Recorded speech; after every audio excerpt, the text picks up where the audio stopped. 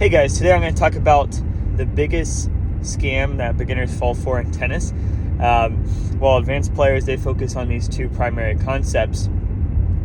But before I do that, I'm going to be creating a video here on the forehand, making it 3 steps, and it's going to be 3 steps on how to hit a forehand. And I hope to get that out either today or tomorrow. And it's not just going to be 3 steps like, you see all those videos out there of, all right, this is how to hit a forehand for beginners. And there's really good ones out there. The problem is they don't teach you how to actually build into a rally and actually play with it. They teach you the forehand, but again, you're not just going to be tossed balls and fed balls to hit a forehand, right? So I'm going to show you how to actually build it so you can play with somebody. So now I'm going to go into the biggest scam that beginners fall for, and that's that everything is technique. Oh, I can't hit this, my technique, it just feels off, it feels wrong. Which brings you to what advanced players focus on, which is timing and shot selection. So advanced players always look for that when they're watching these tennis videos and when they're being coached, right? They understand that their technique, after you've been playing so many years, your technique is the body's most efficient way to hit the ball. So now how can we improve upon that? So with that being said, I was going to refer to Tennis HQ and Carew, and because I always pay attention to players that are better than me, because there's a reason they're better than me, right? So what can I learn from them? Maybe they have a secret that I don't know about. So Carew posted this video on how he improved his forehand. Now, 2 of those things I think is a placebo, in my opinion, and coaches do teach with a placebo. I'm not going to get into that. That's a video for another time. But the key point that he made in the video on how he improved his forehand, and that if probably most advanced players find, you look for these, we call them in college golden nuggets for job interviews, right? What's that golden nugget?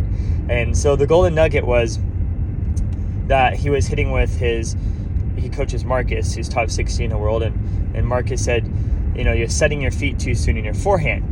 And Carew talks about how that's a really interesting concept because, I was taught, and he was taught as well, and I think almost everyone is, to get prepared as soon as possible for that forehand, which isn't wrong. I think in the beginning you probably want to over-prepare, but people set their feet too soon, and then that ball jumps off to the left or to the right or something, and they mistime the ball. So again, see, it comes back to our 2 primary things, 2 primary key points, which is timing and shot selection.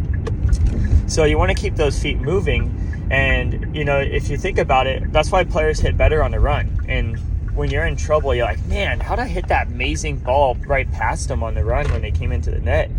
And then when the ball's just sitting right there, I mess up. Well, when the ball's sitting right there, you tend to stop your feet early, and you get tight, and the ball bounces out of the way, right? And you miss. And then when you're on the run, you just have to hit it in the moment. You're not overthinking, and the body's in motion. You run, and then you hit around that pivot foot, and you hit a great shot.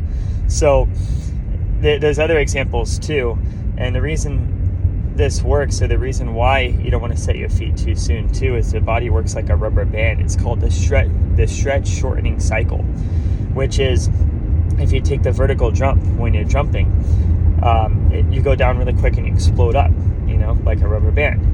If you go down really quick and you try and use all that force and energy by staying down longer, if you stay down too long, you lost all momentum, you're not going to jump as high. And the same thing with the forehand. People load up way too soon, and they sit there, and then, boom, they screw up. So that's what you want to look for. If you're an intermediate player, maybe looking to get advanced, maybe your technique's holding you back and you're not focusing enough on strategy and a mental game. So that was my quick tidbit on that. A little bit for both advanced and beginning players, but look for, if you want to know how to improve your forehand in a quick 3 steps, this is for beginners, where it just has the fundamentals. My video just cut out, so what I was saying is, if you want to watch those 3 basic steps to a forehand that's based on the fundamentals, and then actually know how to slowly work those progressions into point play, or not into point play, but into rallying, and developing your hand-eye, going from short court to deep court, and actually being able to play within a month, where you're actually rallying and having fun instead of just hitting the ball all over the place, go ahead and look for this video coming out. I see they're going to come out today or tomorrow. Till next time. Thanks, guys.